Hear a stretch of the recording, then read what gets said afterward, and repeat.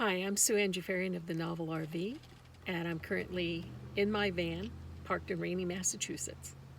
I'm coming to you today to celebrate the 1 year anniversary of the release of my serial novel, Dead Woman Driving. There are currently 7 episodes in this work, with the 8th episode coming within a few weeks. When I first started writing Dead Woman Driving, I thought there was too much material for a single novel, but not enough for a series of novels. So I opted for this format. In the 1800s, serialized fiction was very popular, with notables such as Charles Dickens and Alexander Dumas releasing their work this way. Modern authors such as Stephen King, Margaret Atwood, and Truman Capote have also released serialized fiction. I wasn't sure how my readers would take to this, but I wanted to experiment with it. I'm pleased to say that most of my readers embraced it right from the start, but there were some who were leery and some who just downright didn't like it. But I'm also pleased to say that within the last year, it has brought many new readers to me who are now discovering my other work. The episodes of Dead Woman Driving are available from your favorite online ebook retailer for 99 cents each. I hope you'll give them a try. Dead Woman Driving is the story of Kate Hastings, who starts out in the first episode with the name of Hope. She is found in the Arizona desert, beaten up and left for dead by an old man named Ozzie Bird. Ozzie travels around in an RV, and he takes Kate back to his RV and cares for her. I'm going to read from you today part of episode 1. The episode 1 is titled Dead in the Desert. Hope exited the RV, taking the steps to the ground carefully, testing her balance, sucking in her pain. Once outside, she filled her lungs with fresh, crisp air. Ozzie opened the outside storage area and pulled out a camp chair and set it up for her.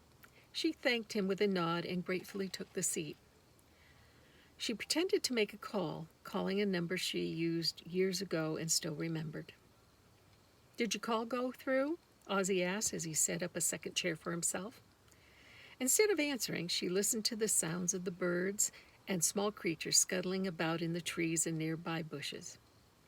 Her mind used the peaceful, natural noise to center itself as it ran through and sorted the data stored in it and tried to come up with a plan. She needed a plan. "Is someone coming to get you?" Ozzie asked. "If so, I can drop you off in town." When she didn't answer again, Ozzie gave her space to think. He tossed a ball out into the clearing, and Punch, his 3-legged dog, ran after it with glee, bringing it back to Ozzie to be thrown again. Hope watched the animal scamper about, oblivious to its missing limb. Hope turned to Ozzie, finally ready to talk. "No answer," she said. Ozzie looked her in the eyes. She looked away. They were quiet for a few moments. Ozzie continued playing with Punch. "Who are you, Ozzie?" she asked him, getting to her feet. Pain or not, Hope was antsy, her nerves singing off key through her body.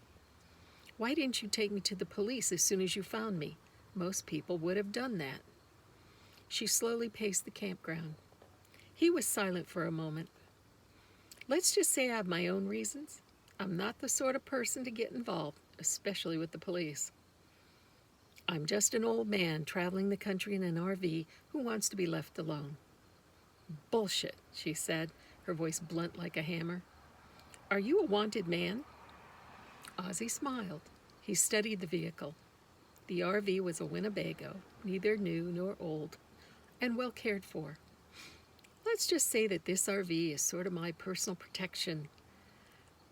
witness protection plan.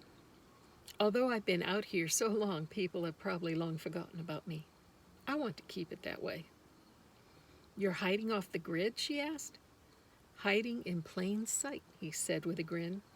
"I can drop you off near a police station if you want, but I'd appreciate it if you'd tell them you were picked up by an elderly couple from Scottsdale." No, that's okay, she told him without looking at him. Huh, Ozzy grunted as he studied her. Seems you have your own reasons for not going to the police. So tell me where to drop you off and I'll do it. I need to think about that. Uh-huh. Ozzy squinted as he studied her again. So what's your story? Hope with no name. Who tried to kill you? That's not important. Someone trying to kill you is always important. He handed her the ball and indicated for her to throw it for the dog. She tossed it, grunting from the pain the movement caused. The animal bounded after it with pure joy. When someone doesn't want to go to the police, Ozzy continued, that usually means they're as shady as the killers.